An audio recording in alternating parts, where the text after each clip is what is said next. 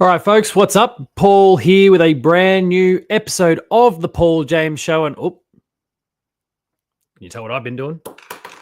Uh, marking year 12 assessments, everyone. Let's get into a brand new episode of the Paul James Show here tonight. It is, of course, a pretty somber feeling show. The day after Geelong went down to the Blues this past weekend. Wasn't a lot of fun for all of us. Not a lot of fun for the Cats players, not a lot of fun for our supporters, and not a lot of fun for Chris Scott. He's had a little bit to say on the matter as well. We're going to talk all about we're going to recap the Geelong and Carlton game. There's obviously a bit of that that's been done already. You've seen me talk about it on Postgame Live. I've had my reaction video that went live at 7 o'clock this morning. Please, if you've not checked out the reaction video, I know it's never as fun when you're watching one after a loss, but please check that out. Trying to bring some really cool talking points to the table here and hopefully discuss some of those further with you tonight. But we'll review the Geelong and Carlton game. We'll go around the grounds and look at the rest of the round and how that played out. We're finally back into a normal sort of show rhythm here, given the various interruptions and weird fixturing things from Easter Monday to me being away in the Grampians and a Thursday night game for Gather Round. All the sorts of weird things that were going on with the fixture for a while there has resulted in a strange schedule for this show, but we are back at it. Normal-ish sort of timing here post the round itself. We're going to go through a whole lot of stuff. We'll jump into some Q&A after that, and we'll talk about some of my other favorite topics like game of the show, etc. Massive shout out to Bert for being the post-game live pizza recipient last night. There was a little bit of handballing. Don't worry, Ben says shirts on tonight. Don't worry. This is just a me show. We don't have to worry about Lucas crashing the party and showing some nips and whatnot. For anyone who doesn't check out Postgame Live but is here for this, it's been a time. But anyway, congratulations to Bert for winning the Postgame Live pizza there. Make sure if you haven't already, reach out to Ben via the Hoops Crew channels and you'll be able to talk to him a little bit more about how to get your hands on that delicious pizza. Dear. 50 patrons. That's all it takes. And I will find myself in Ninja Turtles pajamas. It's a deal I've made. I'm dealing with the devil as far as I'm concerned. We'll check before we get into it. We may as well do a little status check here on our Patreon. Patreon.com/thehoopscrew. If you haven't already, there are 35 wonderful people pledging their ongoing support to the Hoops Crew. 50 is the number. If we hit 50, I'll do Ninja Turtles pajamas. I might even do it multiple times. Why not? We'll do it at least one on Postgame Live, at least one on the Paul James Show. We'll see about reaction content. I'll try to be a little bit more buttoned up and serious in that one, but you'll at least get it on those two platforms anyway. So let's get into the show anyway tonight. There is still a bit to discuss. We'll begin by, as I said before, jumping into the match review of the Geelong. I don't know what just happened then. The Geelong and Carlton game. The Cats going down 12-4-76 to Carlton, 14-10, 94. A very efficient Geelong in front of the sticks. Problem was, we didn't get it down there nearly enough, and we butchered it everywhere else around the ground. Carlton with 8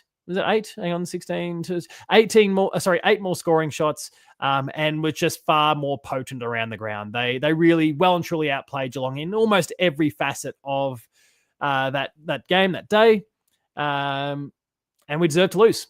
So Shannon Neal just couldn't mark it. It's been an ongoing point of conversation now, roaming. I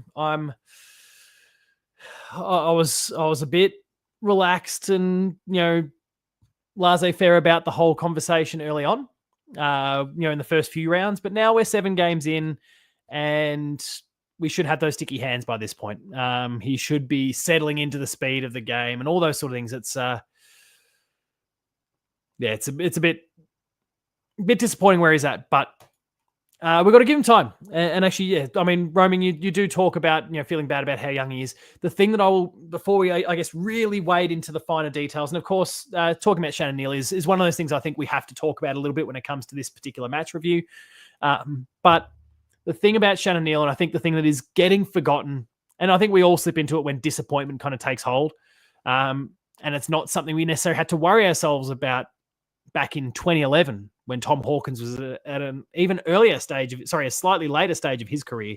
He was about a year or two further into his career before he had this big breakout 2011, which then itself really just kind of bubbled to the surface through that finals period. Shannon Neal's not there in terms of number of games played, in terms of years in the system, and of course, probably even just that natural edge that Tom Hawkins had with his sheer size. There's a lot of differences there, and I worry that people are, and I think again we all fall into the trap sometimes of comparing the two, and they are very different players from their body shape to their temperaments to their pedigrees to the style of game that they want to play.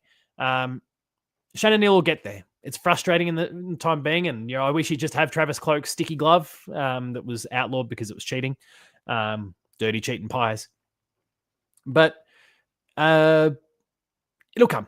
It'll come. I trust in the fact that it'll come. We also don't have a lot of key forward options to fall back on if that doesn't work.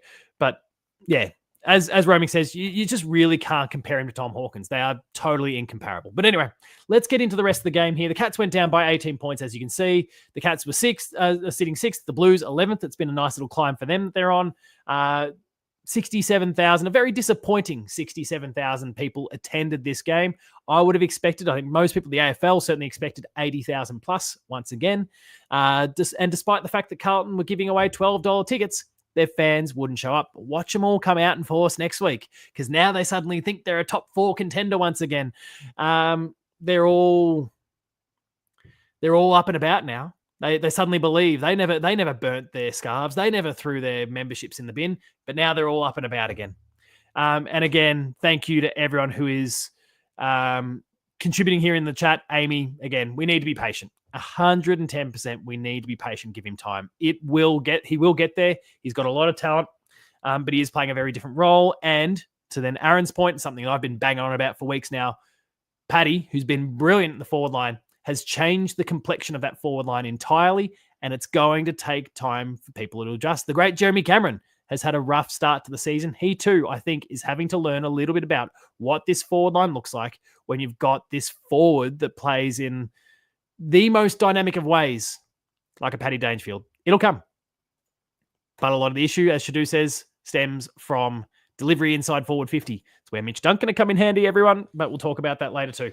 Carlton is becoming a bogey side for us. We've lost 3 out of our last 4 against them, and Chris Scott was pretty brutal in his assessment. I really appreciated the fact that he didn't pull punches in a Chris Scott way. He's always very delicate and careful about his words, but you could feel the underlying rage, fury, frustration, whatever word. I don't want to exaggerate it too much, but you could feel the tension there within him and the frustration that I guess players weren't implementing the plan in place. Whatever it was, he felt like was the ultimate fundamental flaw.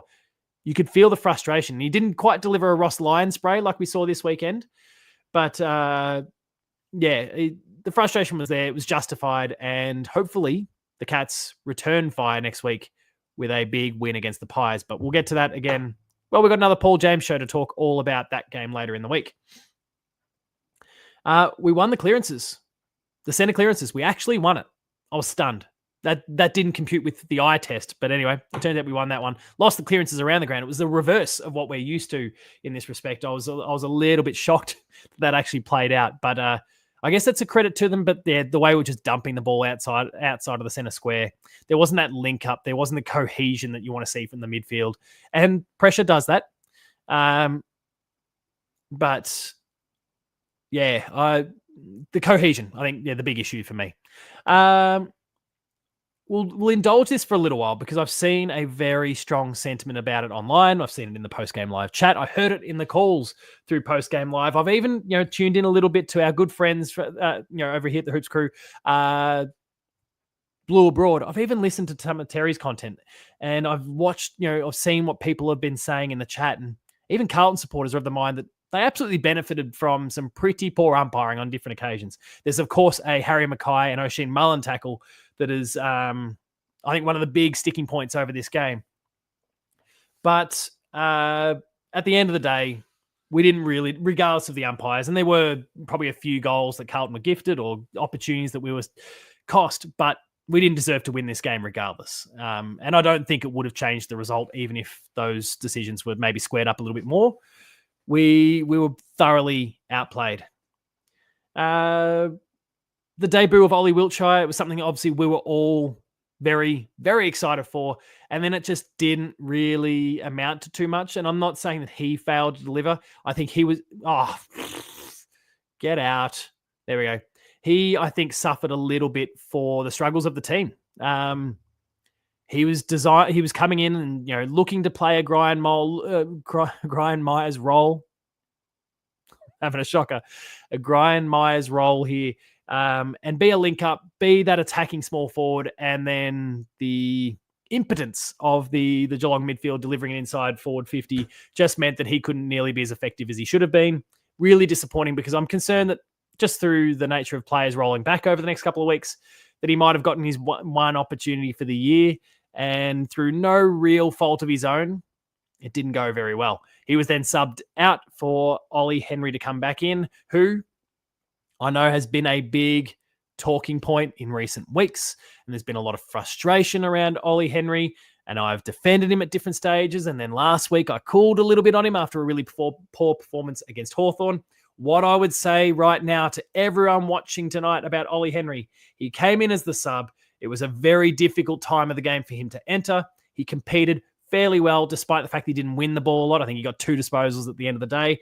I would just say keep a hold of your pitchforks if that's what you need, but don't go charging forward. I don't think this was a forward nor a backward step for Ollie Henry in this particular one. The circumstances did not lend itself at all to him succeeding. There were no late changes, which was a nice surprise, but also maybe the reason why we lost. Let's get all superstitious here. I will also say, while I'm on the topic of superstitions, my last day of work every week, I'll get out my Geelong polo and I'll wear it to work. I don't care what the occasion is. I'm not a suit and tie person as an educator. None of that. Apparently, I carry my pen in my ear, as everyone saw when I began the show tonight. Maybe I'll just lean into it. There we go. But I wear that in the last working day of every week, and I didn't do it on Thursday last week. I lost track of Anzac Day and didn't realize going in to work on Thursday that it was actually my last day of the working week. I didn't wear it, and we lost. And what I'll say, the observation I've made is that when I wear my polo to work, it doesn't mean we win 100% of the time. But when I don't wear it, we do lose 100% of the time. So I'm really sorry, everyone, I failed you. Tom Stewart's knee injury. And sorry, Shadu starts talking about tinfoil. Yeah, I was wearing my tinfoil hat for that little theory there. Let's tinfoil Scotty giving AFL House a spray, then getting hosed by the umpire's X-Files theme. I know you're kind of being tongue in cheek, obviously. I don't buy that little theory, of course, that the umpires kind of clapped back on us. I do believe it when it comes to the Gold Coast game last year, because it was a bit more pointed at the umpires, as opposed to this one, which was a bit more of a crack at the AFL and what they're doing when it comes to where those fines go. But yeah, I know you're having a bit of fun with it anyway. Tom Stewart's knee injury, which I, for the longest time was of the mind was a foot-related thing. Chris Scott said it was kind of a kneecap and there's bruising, and his wording was bloody hurt. Is unfortunate, but I think you'll be okay. There's a bit of me that does worry or wonder if he just needs a couple of weeks off, though, because this has not been the Tom Stewart of old. And I know that there's been some conversation about he's not as young as he once was, and I mean I understand that, but he's also not at that point where he should be falling off the other side of the cliff yet. He's just a bit out of sorts at the moment. And as Shadu says, yeah, we wish we could just kind of give him a bit of a spell. He's had a bad start, form, injury, niggles. He just can't get right at the moment. So hopefully he can get a bit of a break and come good soon. Zach Williams went off early with a calf injury. I thought, great, this is a huge advantage for the Cats because they're already down. They've already had to use their sub. No, it didn't make a difference. Jack Silvani punched concrete and broke his hand as a nice talking point. The AFL is considering suspending Patrick Dangerfield for 20 weeks for standing still and receiving a punch to the chest that did nothing. Adam Cherry, on the other hand, is receiving a week for a hit on Shawnee Manor. I believe that maybe Carlton is going to contest that one. So we'll see how that plays out. Lord Flashheart, you're right. He does have a damaged PCL, but it's affected his form. He's not been there's been some misjudged calls. I think there's been some judgment stuff. All of this kind of gets wrapped up in one big thing when I'm trying to find a good metaphor here that's absolutely not coming to me when I need it. But when there's one leg that starts to struggle, everything starts to buckle. When you're injured, there's compromise that get made in other parts, and he's injured, but it's then having a knock-on effect to that form, undoubtedly. And you can see it, like the body language is not good, and of course, part of that will be injury related too. I think all of these things are kind of intermingled, I guess. I think both things can exist in his case, and that's where I think the rest will come in handy. Gives his body a chance to rest, gives his mind a chance to reset, come back at it and be the Tom Stewart that we know and love. So, and it's a tricky thing that Mighty Sparlock highlights, is that he needs a rest, but we also need him out there. I don't know if we necessarily need him out there once Kolodjasny and Jack Henry return. And as if on cue, Roman Craig has just spoken about Jack Henry. Like, I'm of the mind here that, if we can get those two back, Stewie can have a week or two off. And we've seen Zach Guthrie in particular really thrive when Tom Stewart's been gone, because he's gone and played the Tom Stewart role and he's done it so well. There might be a bit of opportunity in this for all parties, for some troops to return, for Zach Guthrie to thrive, for Tom Stewart to get a bit of a break. I don't mind the idea. And also, there's a question here. We want to talk about the form side of things. Maybe there's an opportunity with our midfield being probably one superstar soldier short of being a rock star midfield group. If the backline is pretty well stocked, maybe for different reasons to last year where he was trying to shake a tag, maybe Tom Stewart needs to go in the midfield again. Just an idea. Chat, have at it with that particular one. I'm interested to see what you think when it comes to the idea of Tom Stewart maybe going back into the midfield, assuming his body is good to go and he can handle it, of course. Let's keep going. Jez's form is pretty puzzling. Yeah, it's a strange old year that Jeremy Cameron's having. And I alluded to it before. I think he, to an extent, is also struggling with the danger presence. But he kicked 4 goals too, and then made some woeful mistakes at different stages as well. He needs one. Look, I think this game was a step back in the right direction for him. For Jezza, he's a momentum and a confidence player, and he's kicked 4, and that'll build him back up a little bit. And he just needs to kind of really break out against the Pies, who he doesn't mind playing against. So a couple back-to-back games where he can really fire against teams that he's got a good record against might do a world of good for his form, and look out if he can get up and running again. Paddy Dangerfield kicked his 350th goal, just maintaining a slightly greater than 1 goal a game average in his career. That's going to, of course, grow as this season continues now because he's playing more of a forward role. Lawson Humphries was absolutely phenomenal throughout the game, but especially in the first half, holding off the troops. The coaches' votes, Connor O'Sullivan got 2 there. Carlton's big 6, they were absolutely unstoppable. We just didn't have the troops to be able to throw at the Crippses, the Walshes, the Tom De Konings, the Harry Mackays, the Charlie Curnows, and even the Jacob Wiederings of the game. It was rough. Ben's just spotted the red pen. Yeah, I actually started the show not realizing that I had it here, and I'd been doing some year 12 sack marking, and now I'm just embracing it at this point. Tom Atkins leads the AFL in tackles by 23 at this point. I think it was 14 or 15 that he got in the game in the end. After dropping below 10 for a couple of games there, he's exploded once again. Let's, before we talk about the next 4 games, explore some of the commentary here. Chucky says, I was thinking this last night, Tom Stewart back in the midfield would be interesting. I think it could be a bit of a circuit breaker for him. That said, I am seeing sentiments that suggest otherwise. Aaron hates the idea of Tom Stewart in the middle. Can't agree with it. Look, I'm just going to cop that one if you don't like it, because, and I don't mean this, deal with it sort of idea. I feel very good about the fact that more often than not, when I put an opinion out there, I seem to get a nice bit of groundswell beneath it and a lot of support. It's nice to have someone going, no, Paul, you're wrong. It's a nice change of pace. Let's just see. Let's see how it plays out. But I think certainly, whether we agree or we don't, with the troops starting to come back, the Jack Henrys, the Jack Henrys and the Jake Kolodjasnys, it gives us versatility. It gives us options. And I can't really see any of those guys, as well as those who are already playing in the defensive post, being exited from the team at the moment, barring injury. So that does, prompt the team, the team selection and the coaches to think a little bit about how we use the troops that we've got out there. So we'll leave it out there and we'll see what happens the next few weeks. What else have we got? Roaming says we need Jed Buse. You're a man of my heart, mate. You know full well that I am team Jed Buse. We need him in the team. I don't think it was a small forward problem. I mean, O'Sheen had lots of problems with old mate Lockie Fogarty, former Cat, but I don't think it was the small forwards that really did us in this weekend. But of course, for games against like the Pies, for example, he's not going to be back in time. But for games, matchups like the Pies where they've got their Bobby Hills and their Jamie Elliott's, and of course, I always talk about Brisbane and Charlie Cameron and there's so many wonderful small forwards out there. The lightning fast Jed Buse's defensive nous, but also his speed is invaluable in those sorts of matchups. So I'd like to see him come back. And yeah, Ben says O'Sheen, I think he's in a bit of trouble now. All right. Jed needs to invest in a dishwasher. How did he hurt his hand?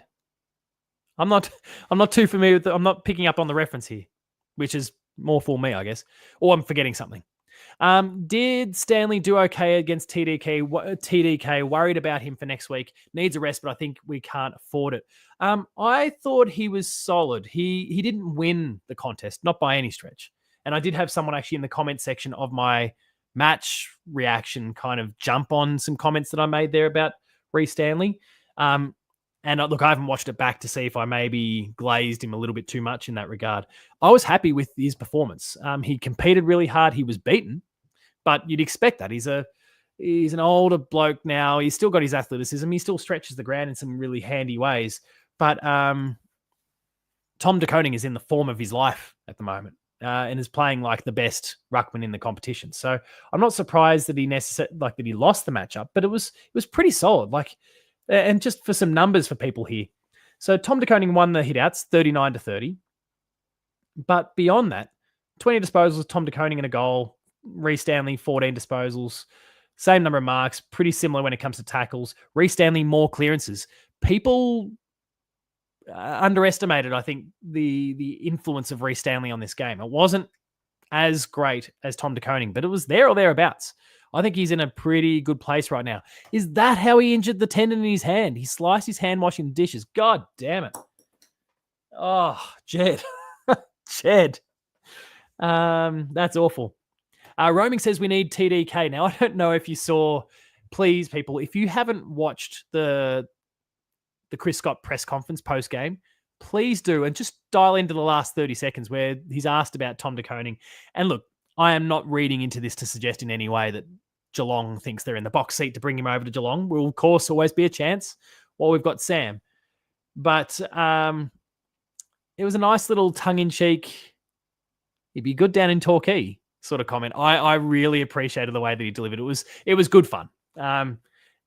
It was quite funny. Yeah, Jesselenko's of the same mind. Couldn't believe it when I heard. It was pretty funny. Please, people, do not get too carried away by it. It was absolutely a joke. But maybe it wasn't. And yeah, Amy sentiments. I hope there's some truth to it. It'd be amazing.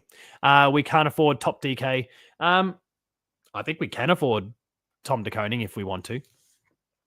Again, think about the money that we've gone to throw at Clary. Think about the money that we would have to part to get a Matty Rowell, Harley Reid, who's supposedly, if he's leaving, it's Geelong as the front runner right now, which is awesome to hear. I think we've got the money if we want to, and I'm not. And Roaming just drops the cotton on. Not even making those sort of tongue-in-cheek references. Oh, I'm mashing buttons. Stop mashing buttons, Paul.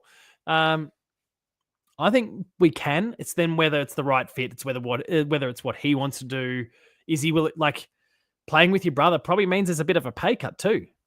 He's got to fit into the Geelong structure, like payment structure.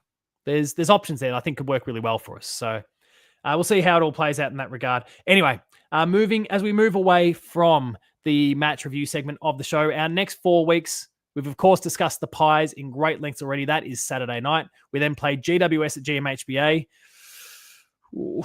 Port at Adelaide Oval, and the Bulldogs at GMHBA. A few home games amongst the 4, but some really, really big matchups. There's no easy ones there. The Pies are leading the competition at the moment. GWS not firing on all cylinders, but seem to know how to win at GMHBA. Port Adelaide are back up and about, and the Dogs are playing some really good footy at the moment.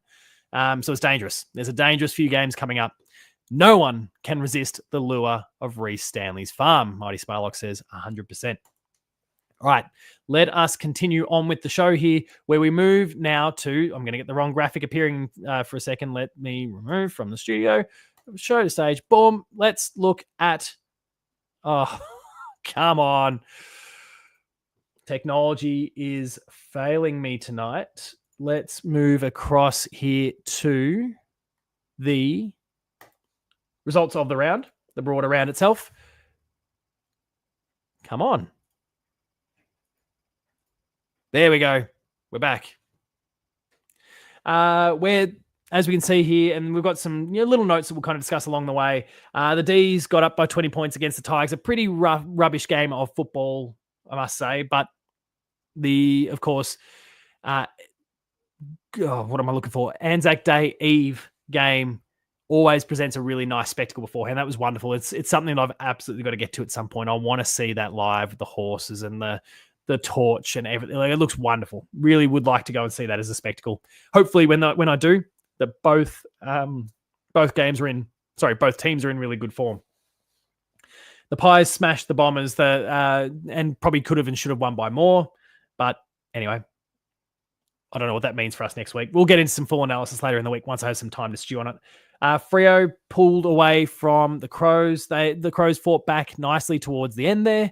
Jezelenko rightly says the pre-game was better than the actual game. Ben says we need to write some fan fiction about the farm. Ben, can't AI do it? You like a bit of AI, go use it. The Saints, despite getting a frightful spray from Ross Lyon, didn't get anywhere near the Lions. 45 points they went down by there. The third quarter, they showed a bit of fight, and then Brisbane torched them from that point on. Port Adelaide got up over North, who played well above themselves, but also benefited from quite a few free kicks and 50s that went their way. What was supposed to be a really tight matchup that we thought was going to go down to the wire became a pretty comprehensive win by the Dogs, winning by 32 points. The Suns turned around a 39-point deficit, I believe it was. I'm going to double-check that now. I'm pretty sure 39 points was the number at one stage. 29 was the number, to then go on to win by 38 points themselves. A fantastic effort there. The Cats, we've already discussed that, obviously going down by 18 points. And the Hawks won against the Eagles by 50 points. And as I saw, and I'd have to scroll back and find it in the chat now, but someone rightly pointed out that the Hawks themselves looked a little bit sluggish in that matchup against the Eagles. They won by 50 points because, of course, you will when you're playing the Eagles, especially in Melbourne where they've got to travel. But they didn't look wonderful. And there's something to be said here. And I ranted a little bit about this on Postgame Live, and I guess I'll double down on that a little bit now. The fixturing needs to be looked at. The fixturing this season has been, I've never noticed the wild inconsistencies of matchups, to as many of them as I've had this year, where one team has come off 8 days, 9 days break in some cases, and the other 6. And we've seen it reflected in the results. We've had some that have gone our way. I think the Geelong and Adelaide game was, it absolutely helped that Adelaide was a little bit worn out and cooked off the back of a really tough game against the Suns and a shorter break. Geelong were coming in fairly fresh. Similar sort of deal this time where Carlton had come off a long break. Geelong less so off the back of Easter Monday. We're going to see a similar thing again this time where Collingwood, they played on Friday. Geelong played on Sunday, and then they both meet on Saturday. So a 6-day break for the Cats versus 8 for the Pies. Like, there's these sorts of differences that are driving me mad. And I feel like I've not seen as much of this in past seasons that I am right now. I'm obviously focusing on the Geelong ones. We're a Geelong audience here. And of course, we study the club more. But I've seen this occurring with other clubs. I've heard other fan bases talking about this so far. There's probably some analysis I should be doing right now and see if I can find the average day break. That's a lot. That's a lot of data to look through. And I'm a data guy. I'll get my red pen out and go for it. But it's going to take a while. The opening round stuff doesn't help. The Thursday night games really don't help, especially when there's a scenario where there's also a Monday, like, say, the Easter Monday. Really doesn't help. I think it's really quite poor what's going on at the moment with the fixture. But here we are. In terms of continuing our Around the Grounds segment here, the VFL men sadly went down to the Blues in a bit of a nail-biter. A goal fairly late in the piece pushed the Blues over the line to win by 4 points. In the women's game, it was... hang on. Ben's made typos there. I don't actually have the result for the women's game. I'll check that in a second. Jake Cole-Jasny with 8 disposals in his return game. Ted Closey, probably best on ground for the Cats, 25 disposals, 14 tackles. And I'm going to double check some other stats there as well, because he put in a monster performance. He was very, very good for the Cats. Ted Closey, 25 disposals, 13 kicks, 12 handballs, 14 tackles, no marks, weirdly, and 7 clearances. A really impressive return to VFL football from him, and looking forward to him potentially returning to the side next week after a pretty miserable performance from a few people putting up their hand to go back down to the VFL. The women's team, because that was prompted there, but then Ben screwed me up in the notes. I'll check that. I'll check that result, but I'm pretty sure we lost there too, if I recall. Round 2. The Cats went down to the Blues to the tune of 19 points there, 4-5-29, losing to the Blues 7-6-48. We pulled it back a bit late. It was 6 goals, 3 to 2 behinds at halftime. We then kept the Blues to 1 goal ourselves and kicked 4 goals, 3 in the second half, but it was just too little too late. Well, not even too little, it's just too late. Things got away from us far too early in that match, and we, kind of blew it. Xavier Lindsay was the Rising Star nomination from Melbourne. Jason Horne-Francis and Ken Hinkley went head-to-head during the game. That was really cool. Paul Curtis, and I referenced bans being challenged here. Paul Curtis is challenging his 3-week ban for the hit, in a fairly brutal hit, actually, in the game against Port. Mitch Hinge from Adelaide is challenging his 1-week ban. Some of the old blokes are displaying that they have still got it. Steel Sidebottom winning the Anzac Day medal, and Todd Goldstein having a pretty good game himself. 2-time Carlton Premiership player Peter Bazusto. This was news that I saw only an hour or 2 ago. Has passed away at age 67, sadly, sending our best to his family. Zach Butters continues to hold off on making a decision around his future at Port Adelaide. Isn't that exciting, Cats fans? He's a Bacchus Marsh boy. It's not that far. In fact, it's not far away from me either. It's only a 30-minute drive for me, but that's not that bad. If you want to go to Geelong and connect with your family a bit more, come on, Zach, come on over. We'll take you, and we'll take Tom de Koning, and we'll take Harley Reid. Who else wants to come to Geelong? In fact, maybe we can convince Zach Butters to just stay there for 1 more year, because then he's a free agent. Come across through free agency. We don't have to, give up a massive amount of trade picks and of draft picks and all those sorts of things. We'll get him nice and cheap. We don't have to pay a cent outside of his pay packet. And then we can invest in other players in the meantime. Stock up. Come on, stock up. Dan McStay has suffered an MCL injury that's going to have him out for 8 weeks. It's better than what I thought it was going to be, actually an ACL at first, but that's good news for them. Good news for us that he's not going to be playing this weekend. Makes life a little bit easier for us. Chad Warner has inked a new deal at the Swans that keeps him there for the next 2 years, right to the eve of free agency for him. And then maybe he goes over to WA after that. West Coast remains winless at this point. Melbourne is due to announce a new CEO, and the Tassie Devils are likely to get pick number 1 in the 2027 AFL draft. We'll wait and see, because they can't get their stadium sorted, and without their stadium sorted, the AFL doesn't want a bar of it. So we'll see what happens there. Let's see what we've got here. Amy, can you... the Butters race. I still know how much you love the Bulldogs growing up and loves Bont. Lol, I can't help but think we are behind in the Butters race for that reason alone. I mean, I'm sure that's a factor, no doubt. We're hearing more and more players, especially around Collingwood, trying to find ways to get to the Pies because it's the team they supported growing up. The culture there within the supporter base is feral, and that gets them that gets them some players, I would imagine. Aaron highlights also when it comes to Peter Basusto, mark and goal the year in 1981, both against the Cats, which is unfortunate for Cats fans, but an incredible player. Rest in peace. Shannon Neely is one of the better nicknames I have heard. Let's now jump across to the ladder here. We'll take a look at how things stand. I made a comment in the Discord early during the round when a few results had gone, favorably for us, that the seas were parting for the Geelong Football Club. We'd moved up to fourth. We'd moved up several ladder positions without even playing a game on the weekend. And then we pissed it all away against Carlton. So here's how the ladder stands as things stand. The Pies and the Lions a game clear of the rest of the pack there. 6 wins from 7 games. Gold Coast 5-1 now on 20. Hawks 5-2. Remember, keep in mind, Gold Coast have played 1 less game. Then the chasing pack, Adelaide, GWS, Geelong, the Bulldogs, Fremantle, Port Adelaide, all on 4 wins and 3 losses, and only percentage separating them.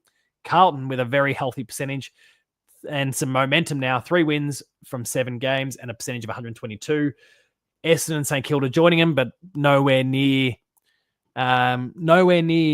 being a finals-worthy set of teams. Sydney, Melbourne, and Richmond all on 2. North Melbourne with the single win, and West Coast, as I said before, still winless. Sydney, it's shocking how Sydney's going at the moment. I'm stunned. They are the team of all teams on this ladder that I am most shocked by with their current ladder position. Top 8, positions might vary, but I expected all of these teams to be within that top 10 or so. Carlton is slightly outside of that, but starting to surge, so I'm not too fussed there. The top 11, actually, I would say all fits outside of Sydney. I'm just shocked by how badly they're going as a football club right now. 2 wins and 5 losses, but that's probably what happens when you get pumped in grand finals multiple times in the space of a few years to the tune of 10 plus goals. That's where things stand right now. Now, our next segment will be some Q&A, so start getting all those questions going in the comment section. We're going to go through everything that you've got to discuss. But first, we'll take a word from our sponsor, Cyril Cook Florist. The Hoops Crew Media Network is proudly sponsored by Cyril Cook Florist. Visit them at shop 1211 Leather Street in Breakwater. Phone them on 035 222 2244 or visit their website at www.cyrilcookflorist.com.au and use the offer code GOCATS in the voucher field at checkout to get 20% off your next online purchase. Thank you, Cyril Cook Florist, as always, for your ongoing support of Hoops Crew and all we get up to. Now, like I said, it is time for some Q&A. We've got Game of the Week. We've got a whole bunch of things that can be discussed. Let's get into those a little bit here. But I want to also splice a little bit of trivia in here along the way. So the first question I'm going to ask people, don't get those Google machines out, everyone. Which player holds the record for most tackles in a game for Geelong? You'll be stunned by the answer if you don't know it already. Which player holds the record for the most tackles in a game for Geelong? Let me know your thoughts in the comment section. If someone has the right answer, I'll pin it and make sure that we celebrate that individual. But so far, I've seen 4 people: Amy, Jezelenko, Lord Flashheart, and Aaron, all throw names out that are incorrect. 3 of those 4 answers, the Jimmy Bartell one, that's what I would have thought too. No, the answer is no, and it is not Tom Atkins either, Lord Flashheart, or Roaming Crag. You will be so incredibly surprised by this answer because this individual is not the sort of individual you tend to associate with tackles, to be honest. I see it in the comment section all the time. I'm going to double check this myself because Ben's provided me this detail. It's not Max Rook. And I'll pin this just for fun. It was not me. I'm going to see if I can find the actual data to throw up on the screen at the same time.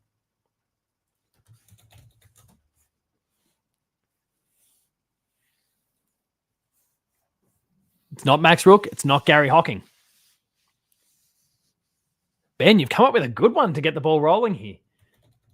Geelong versus blah, blah, blah.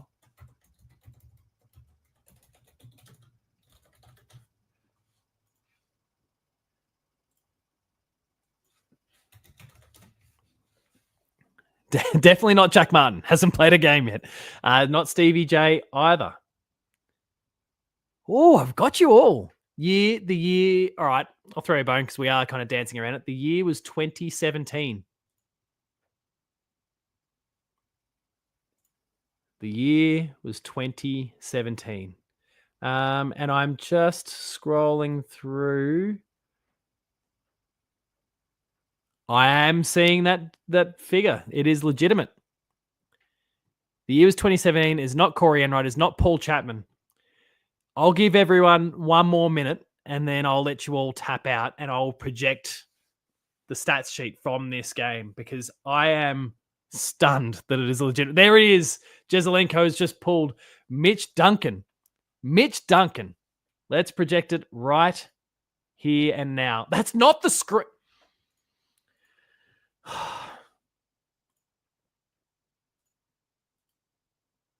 Why do I do this?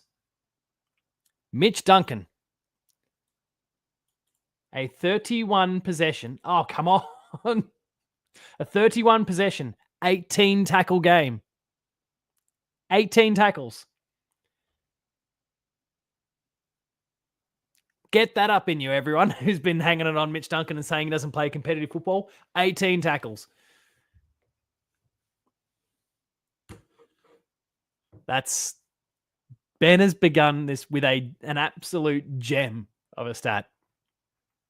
Jezelenko, my fellow WA boy, must be a typo. It is not a typo. I had to go searching for this one to make sure it was legit. I don't know where Ben pulled it from.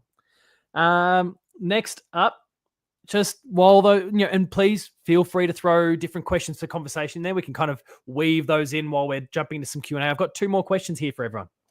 Which player holds the record for most disposals in a game for Geelong?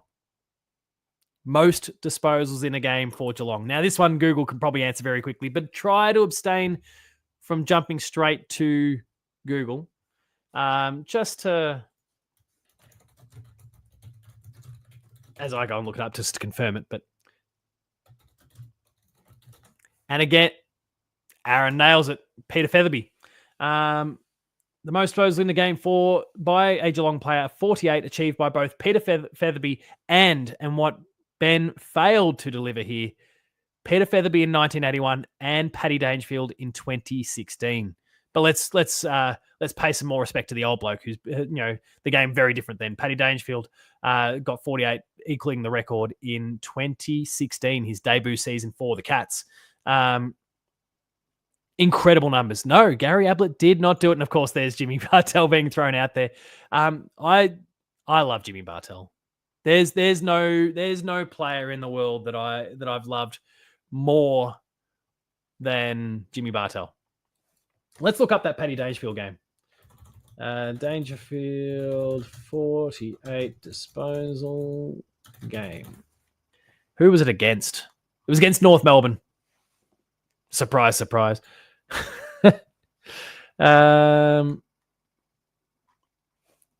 48. Peter Featherby did in a game against Melbourne as well. Paddy against North Melbourne.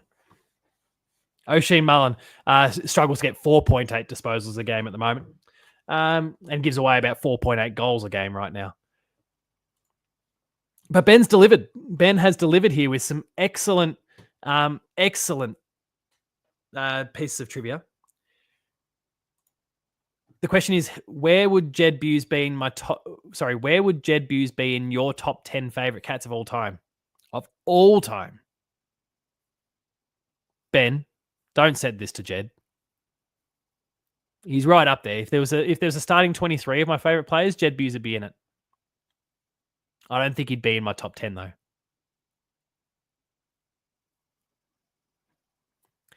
Jezelenko coming out, backing me up here. Bartell being the favorite player of all time. I've got a story about Jimmy, and I'm not I'm not much of a gambling guy. Every now and then I'll throw a $5 on a game and try and string together some sort of ridiculous multi. And if it works, it works. And if it doesn't, it doesn't. Whatever. Averaging more free kicks given away than disposals. In 2007, my first year out of school. For years, Dad had, I'd had the opportunity, pop a few bucks on a player. Jimmy Bartell during the preseason was the player I'd pick. Didn't do that in 2007. It's a lot of money. Anyway, next one, our final piece of trivia tonight. Ben's just got sending. He's sending the clip. The Bailey Smith style. Which player holds the record for this one I think more people are familiar with. Which player holds the record for most goal assists in a game for Geelong? I believe I even heard this getting discussed this weekend. So our final piece of trivia for the night. Which player holds the record for most goal assists in a game for Geelong? Have at it in the comments, but I suspect the first response will probably be the correct one. Oh, no, it's not, Amy. It is not Brian Myers. It is not Tom Hawkins, Aaron. It's not Daniel. No, it's not Brian Myers. Jezza loves the story. It is not Brian Myers, everyone. I'll keep that one pinned so that we can Ben with Jake Kolajasny. It's not Cam Mooney, Jezza Lenko either. I'm surprised. I'm sure I heard this one get discussed even this weekend on Fox Footy's coverage, I think. Do we know where Alfie Wajinski's playing this year? No, I don't. Is someone able to look that one up in the meantime?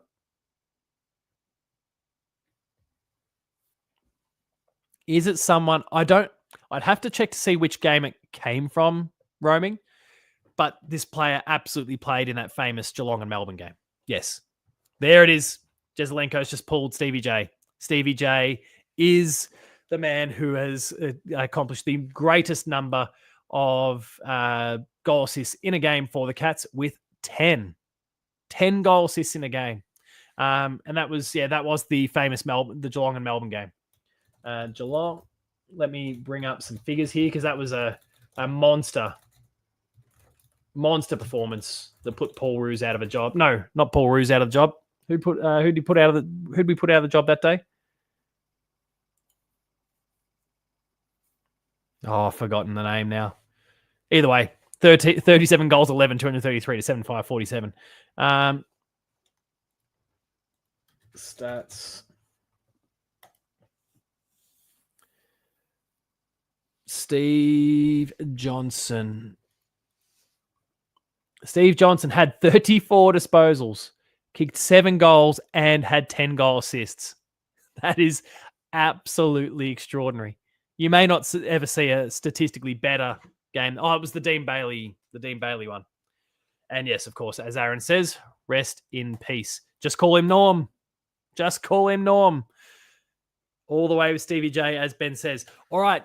Now, yeah, if someone has an answer for this Alfie Wajinski one, because I haven't seen much commentary around our up and coming father-son prospects. Rookie Me Central. What does it say? 2024.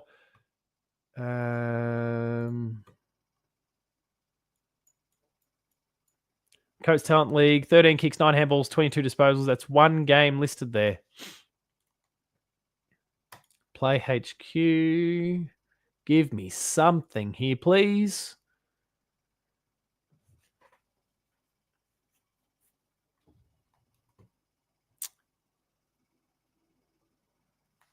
I'll try and blow this one up and see if I can pick into it a little bit further. No, it's not giving me anything to work with either.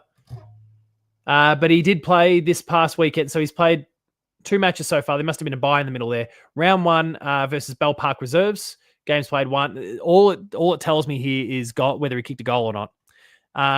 Bell Park Reserves, he's kicked 1 goal between his 2 games. He then played for the St. Mary's versus St. Mary's Reserves this weekend, kicked a goal. But yeah, it's not giving me any game by game details, which is unfortunate. Jagger Mooney, is at the Falcons, though. Let's see if we've got some data on how Jagger Mooney's going. That's not how you spell Jagger. Mooney. Draft profile. Stats 2025.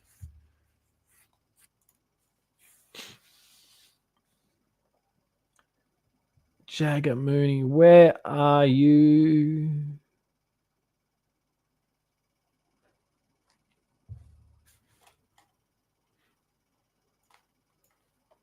Give me something here, please.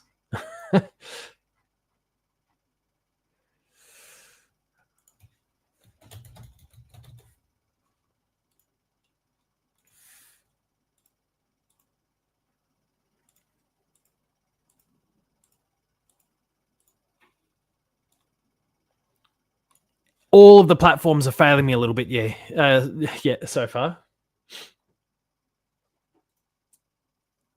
2025 Geelong Falcons. It doesn't tell me how many games played, which is ridiculous. We've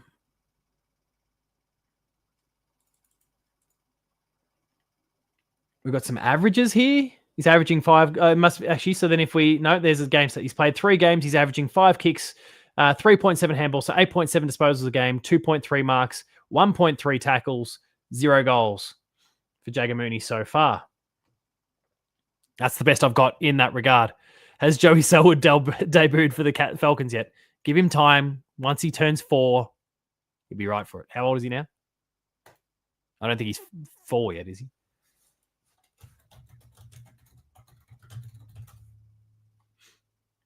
They welcome Joey in 2023 and Alfie in 2024. Yeah, he's not even 4 yet. Give him time. When he's 4, he'll be ready to make that jump. We'll bandage him up and put him out there for the seniors.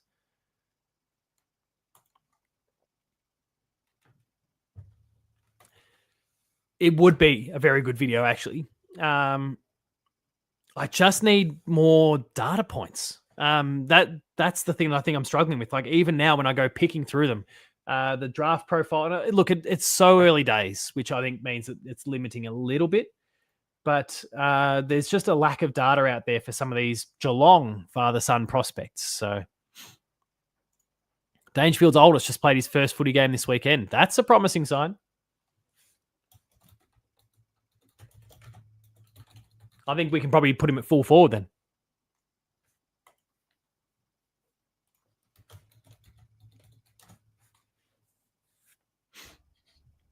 In fact, there we go. Here's a nice heartwarming. Dorian, I'm aware that it's not projecting straight away. We're getting there. Bear with me, everyone. Instagram.com. Patrick Dangerfield. First game of footy for George. Tick. There he is. You love to see it. That's good stuff. There we go. Get the ratio right. All right. I feel like outside of our commentary around father sons, we're kind of lacking for Q&A tonight. People, what have you got for me? Throw some questions, comments, concerns. Have to fight Adelaide for him, yeah, but he'll choose to stay in Mogs. Now we've got him as a father, like we can get him father son. So then I suppose he'll have what is the current games played for father-son prospects minimum. It's changed a bit in recent years. For prospects to be linked to a club, their fathers must have played at least a minimum of 100 games for one club. Tyler Welsh, Adelaide, the son of 3 times, could follow in his father's footsteps. Adelaide, he played 129 games between 2000 and 2007. 100 games is all it is. So he's obviously, little George and any other father-son prospects. It's not a huge asking amount.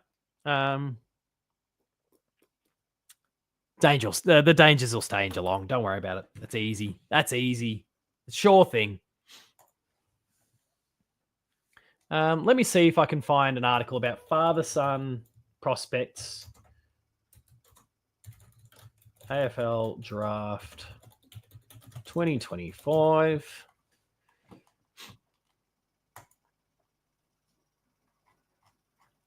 When was this posted? Cal Toomey on March 25th. There's a little extract here for us that says, in fact, I'll project it.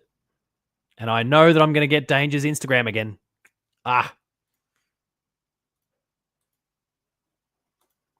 This is just not a good platform at times. But Kel Toomey says, Jagger Mooney, son of Cam, Boston Riccardi, son of Peter, are both eligible at the Cats. Charlie Banfield, son of Drew, is aiming to follow his premiership winning dad at the Eagles. Oscar Loney, son of Ryan. But yeah, okay. We care about Boston and Jagger.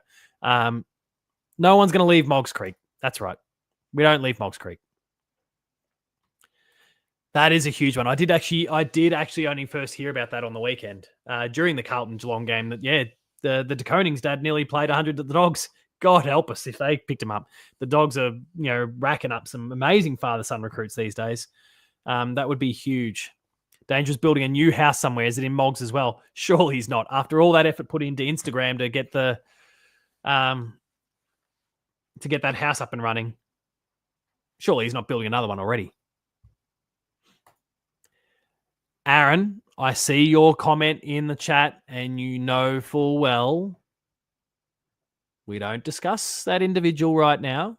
We are awaiting official, formal news that will come from legal systems regarding TB.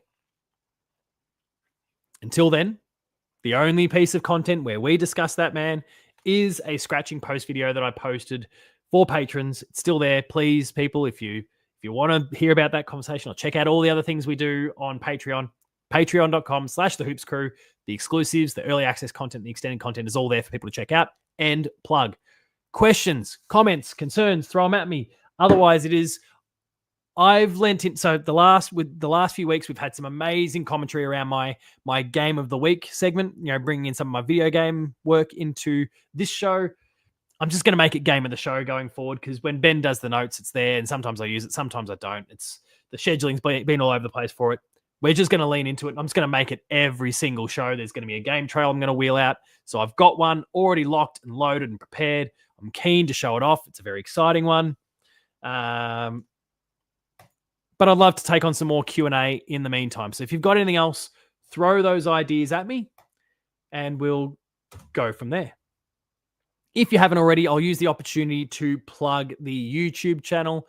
Please like, share, subscribe, check out all of our stuff there if you're not already. The match reaction video is live on the YouTube channel already. There's the Cats will do their thing tomorrow. Ben's probably got the tips tomorrow. We've got post-game live to check out, more episodes of the Paul James Show, heaps and heaps of content. I've got a video already in the can. It just needs a thumbnail. And Ben is undoubtedly working on it, but I'm going to put some peer pressure on him now. Everyone, peer pressure him. Tell him to get the Mitch Duncan thumbnail done. There's a game about Mitch Duncan, whether he will or won't reach the 300 game milestone. There's enough of the week. I've also prepared. Ben's also just going to need to put a thumbnail on that one, and it's good to go, hopefully for tomorrow. We've got lots of content coming out. Lots to do before a game with the Pies later this week, both preview and also fun stuff. And I can't quite pick the thumbnail, the user profile picture here, but Black and White United makes me think Collingwood. Great channel, love the content.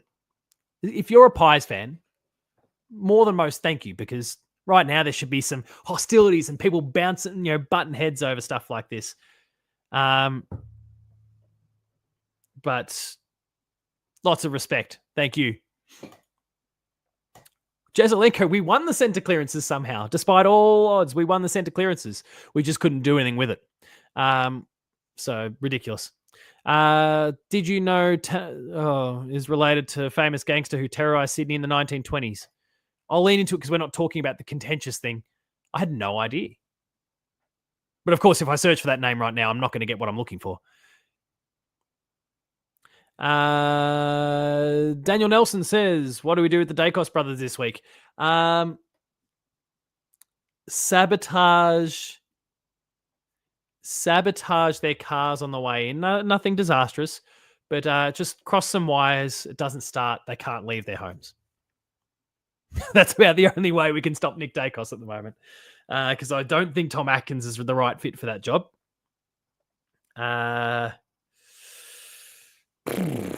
Leave me to stew on that one. Before we get to the preview episode later in the week, I will come up with some answers. Don't know if it'll work. Come up with some answers. No. Gotta love the content creator space. Thank you, Black and White United. Very much appreciate you. And I don't wish a win upon you, but good luck for this weekend. Hopefully everyone comes out in good health, but in bad spirits with a loss. That'll do. What else have we got here? Nick is going to chop us. Yeah, I'm a bit worried about it. What did we do last year against him? I don't know. Cross our fingers and hoped. Put O'Sheen on Nick Dacos. He can learn a lesson a minute. And Nick Dacos can go on to have... What did Prime Train do recently? He got like 84 disposals in whatever level of football he's playing. 84 disposals. Nick Dacos will get 184 disposals if O'Sheen Mullen plays on him. Ollie Henry tag will go down really well with the Pies supporters. I have no doubt about it. Maybe Blitz. Maybe Blitz could tag him. And actually, roaming nails it here. If we want to win, I've just got to make sure I win my Geelong, wear my Geelong polo to work. I cannot afford to make that mistake again. I'm so sorry I failed you all. Chris Scott, I let you down. I'm really sorry for not wearing my polo to work. I let us all down. I failed you all. Is Scotty really... I thought this was going to be... I thought this was going to come up at some point. Is Scotty going to be a regular on Postgame Live? Look, he is committed to... He has said he's going to jump in after the Pies result. And he's clear, like, as a Carlton supporter, he's very much rooting for us this weekend. So I appreciate that support. I don't think Scotty will be a regular. He certainly riled a few people up in the chat. Now, I was seeing the good humor in it. I knew he was kind of tongue-in-cheek, but he did push and push and push. And a few people's buttons got pushed a little bit too much, I suspect. But he was all right. Hopefully the Cars start going to be a lot closer than some would think. Both Pies and Cats always match up well. They do. Both teams have kind of... Yeah, they're a good pairing for each other. It makes for a really fascinating contest every time the two teams play. There is a Geelong and Hawthorn style of contest here where there's a lot of mutual respect, I think, from both teams, but also a lot of detest for one another and kind of, I guess, professional jealousy sometimes that goes on. I mean, obviously we've got a horse in the race, Black and White. You obviously do too. But I really enjoy watching. If I could just have an out-of-body experience for a moment and not be a Geelong supporter in that matchup, I would thoroughly enjoy watching these two teams go head-to-head as a neutral, because the contest is always fierce. And even when it's been a blowout, and I think there's been a couple of blowouts on both sides of the ledger. I certainly think about the only home and away loss we had in 2008. We don't talk about the grand final. But the only home and away loss in 2008 was a ridiculous hiding that we copped from the Pies. And it was just such a fascinating watch to see how we were deconstructed that day. I'm always intrigued watching these two play, even if it's a blowout one way or the other. And of course, if it's a blowout in favour of Geelong, well, it's a good time to watch. It's always a good time to watch when we're winning by a lot. But yeah, anyway. Jezelenko says him and Lucas round 2. See, you're already back on board with the idea of him coming back. I think we can bring back Lingy for a game. Yeah, he'll do a good job. Cats and Pies. Oh, sorry. Ruski says Cats and Pies never fail to be an awesome game. How many people do you reckon will be at Geelong and Collingwood? So I got emails today. The third rule of the Paul James Show, we don't talk about the 2008 grand final. Certainly not in any detail. There's been some changes to ticketing for that game because of high demand. I'm going to check the email that I received today. Now, admittedly, mine was from the MCC, but where are we? Probably in my deleted items because I would like to go but can't.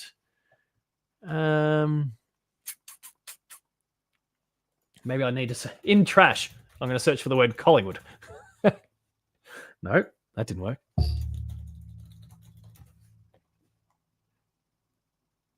Oh, I don't know where the email's gone. I got something today that's said there was some sort of ticketing change. But I searched the rubbish and I couldn't find Collingwood. So there we are. What have we got? We have so many kids playing. I know there was some commentary the other night in post game live that says Chris Scott doesn't like playing kids. No, there's a decent spatter of them out there. They've just got to earn their stripes first. There we go. Black and White's clarified what I was kind of looking for.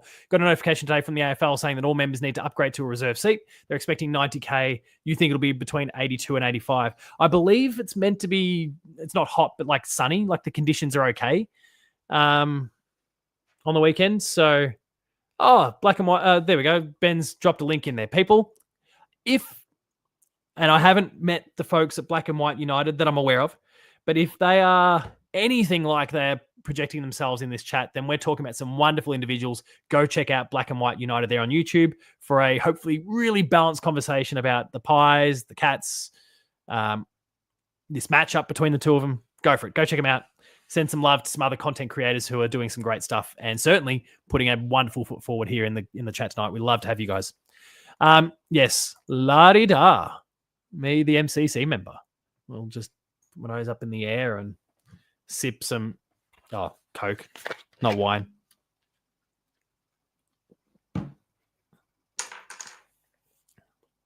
There we go. Black and White preview drops on Thursday. So go check that one out.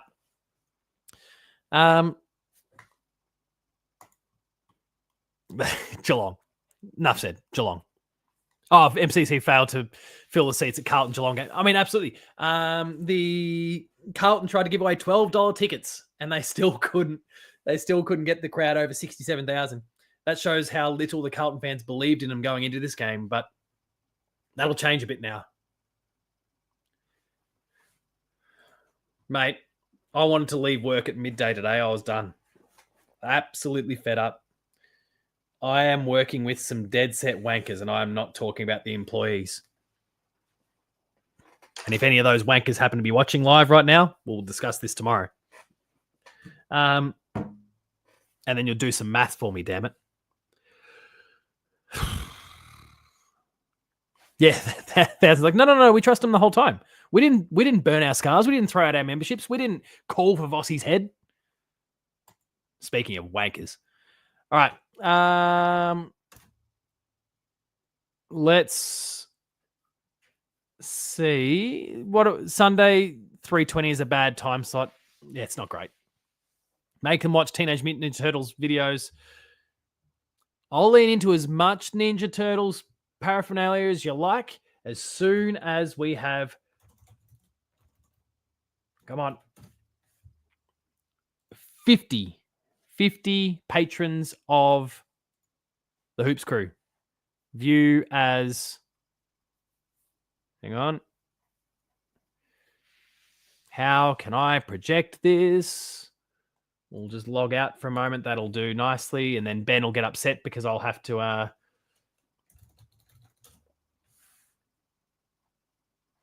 Here we go. Let's... Boom, boom, boom, boom. Patreon.com/thehoopscrew is where you'll find... Yeah, get out of here. That was my email, everyone. Please don't bombard me. Please consider checking out. This is, I think, set to like USD or whatever it works out. Some weird business on the back end there.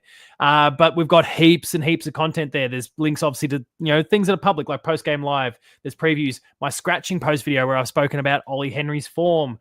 We've got the evaluations of the VFL men's and women's stuff that's exclusive to patrons. Early access to videos like the tipping point. More scratching posts there because I've actually churned a few out lately. Where are we? People have been asking about that one particular controversial individual at the Cats right now, and I don't know if I can actually project it. I am trying. There we go. Where is it? There it is. If you want to see what we've got to say about Tanner, there it is. Otherwise, stop asking us questions, damn it. And also lots of opportunities for people to, so the scratching post, one of my one of my weekly, well, not even weekly, but one of my kind of occasional shows that I do. It's me talking about whatever topic springs to mind whilst I'm driving, I might add. More quadratic equations for those kids. Yeah, fuck them. No,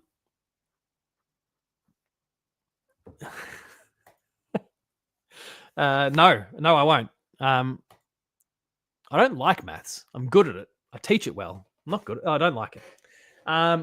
I saw, people have got topics they want me to discuss. Well, I've been, recently kind of soliciting thoughts and ideas from the community as well. So if you've got, and you only need to be a free member to share your thoughts and, get those topics that you want discussed. Paid patrons, though, at either of the 2 tiers, that's where you can check out that exclusive content. So yeah, patreon.com/thehoopscrew. Check it all out if you haven't already. Lots of great stuff. We've got 63 members across the paid and free tiers. 50 paid members is all it takes. We can build this up over the course of the whole season. And then I'll sing the Ninja Turtles song. I'll learn it and I'll sing it. I'll wear the pajamas. I don't know. We'll get some, hang on. Let's get a little bit fancy here for a second and utilize technology in some funny ways. We'll get we'll get some Ninja Turtles green in the background. That's not working super well, but we'll get the green going. Get out of the way, chair. There we go. We'll lean right into it.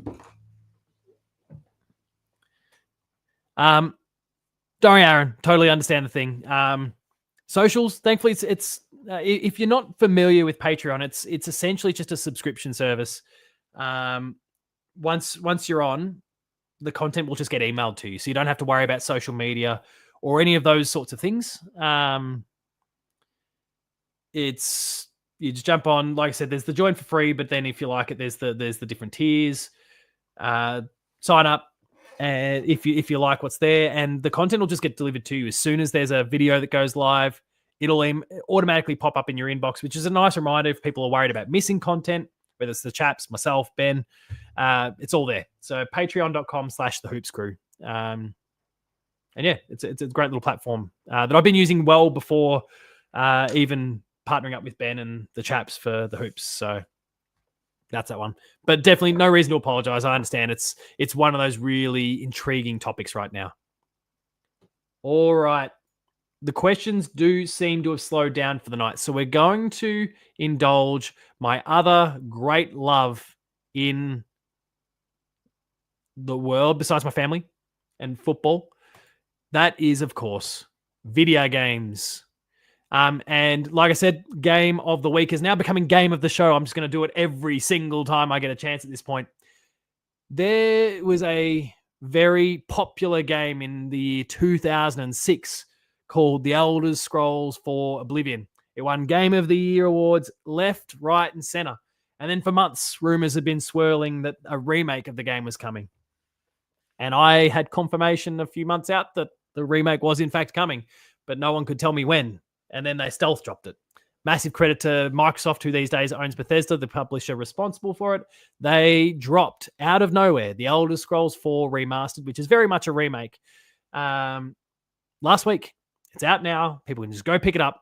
You can party like it's 2006. In 2006, I was skipping classes to go play Elder Scrolls 4 Oblivion. Now in 2025, I just want to skip work. In fact, I want to skip classes to go play the Elder Scrolls 4 Oblivion. Let's take a look at it for anyone who is unfamiliar. You're going to have a good time.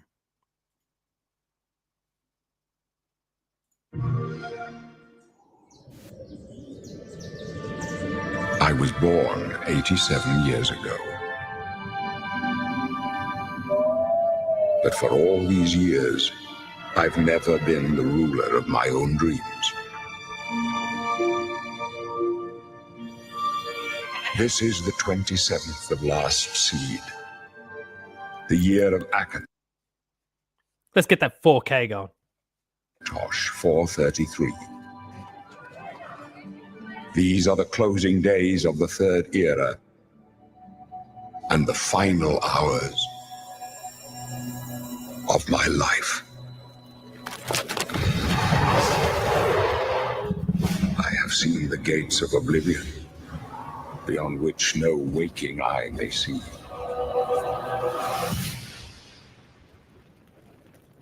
This is only the beginning.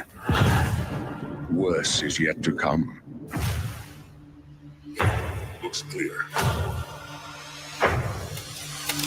A trap! The time of cleansing draws nigh. Who now will save us from the coming darkness?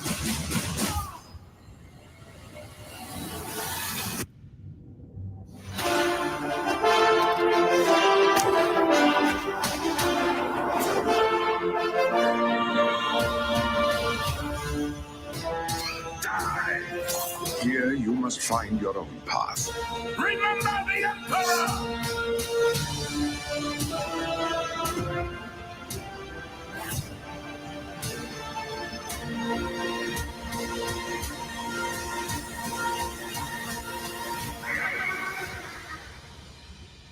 Find him and close shut the jaws of oblivion.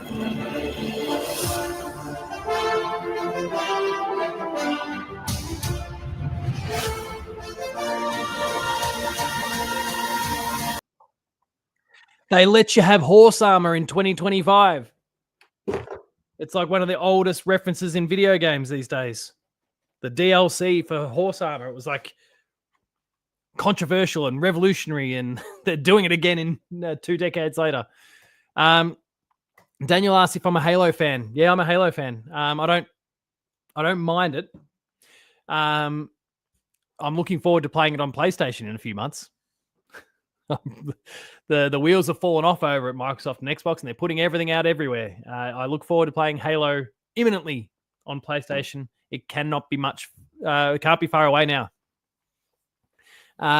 Looks like a movie trailer, not going to lie. I mean, look, it does have those qualities. Of course, they can, in this particular case, because it's already a very acclaimed video game. This is, for anyone who's maybe not super well versed with video games, you might have heard of a game back in 2011 called Skyrim. And it was this phenomenon that took over the globe. If you knew anyone playing games that time, they were probably playing Skyrim. Well, this is the game that came out before that. And they've not put out an Elder Scrolls game since. So this is a big deal after 15 years to finally do something with the franchise. The 6th game is also in development, due to come out probably in 2027. But yeah, I think in this particular case, because it's a known commodity, they can kind of just lean into theatrics and less so about gameplay, but also games are also looking so incredible technologically these days and artistically that they do kind of convey some film-like elements as well. Anyway, that is game of the week there. Battlefront's another good one. What, the two modern ones? Or you're talking about you're talking about the old ones. I shouldn't be drinking Coke while I'm on the show. It's not working well for me. As I take another swig.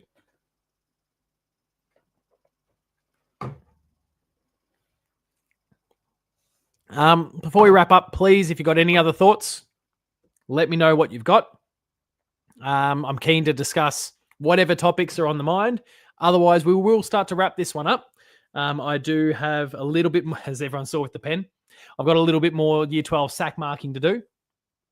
And some sleep that I should probably get at some point. I feel like I'm looking a bit rough around the edges at the moment. I'm certainly feeling that way a little bit. So this is keeping me alive in a backwards way.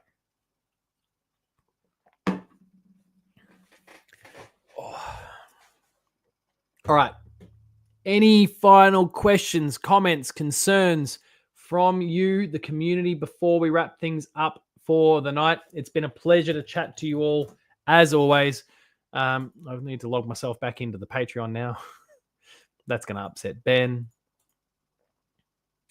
Ping me the code, Ben, via text so I can get back in there, please.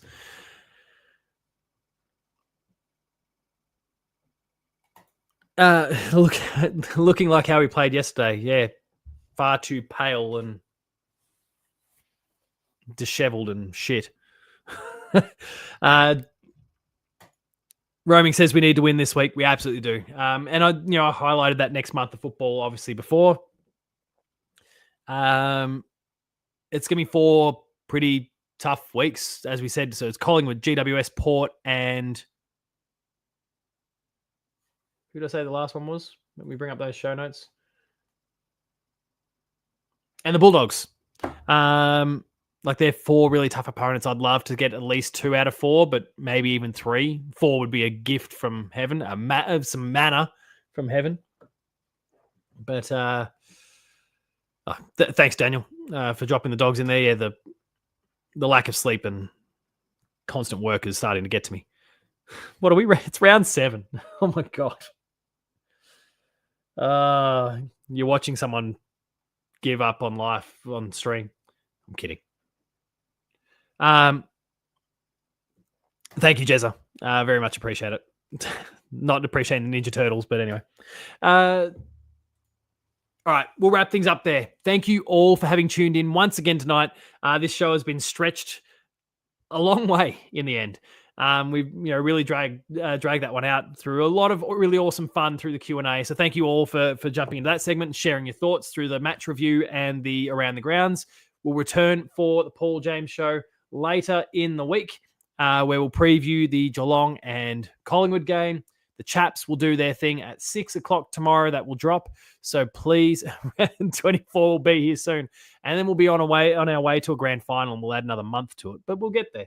And then it's draft period and trade period. And I love doing stuff around trade and draft period, especially getting everyone excited for a ruckman that we then don't select. 6 p.m. on Tuesday, the Chaps do their thing. Sorry, Shane. I see your comment. Please refer back to the Patreon there, patreon.com/thehoopscrew. It is the only place where we've spoken about that individual that you want to discuss. It's the only place we will speak to it until there is something official out there. The legal system needs to do its thing, and we need to play nice by that. There's suppression orders and all those sorts of things in place. Wednesday is the tipping point, 5 p.m. Make sure to check that one out. It's Ben's ridiculous processes and algorithms and stuff that leads him to come up with some baffling rationale for his selections that then somehow works sometimes. I don't get it. It's almost despite itself successful. Thursday night, the Paul James Show. I haven't committed to a time yet. I need to look at my kids' bedtimes and work out what the good fit is there. But I'll see you around 7:30, 8 o'clock nonetheless. Saturday at 10:30 p.m., there is post-game live following the Geelong win. Geelong win against the Pies. Looking forward to getting the 4 points there. And if not, we'll discuss it, cry together about the result. Thank you, everyone, for having tuned in tonight. Very much appreciate it. Of course, looking forward to doing it all again on Thursday night. Check out Enough of the Week if you haven't already, when that goes live. Check out the match reaction. That's already live. It's been live for about 12 hours now. Would love for you to check that one out.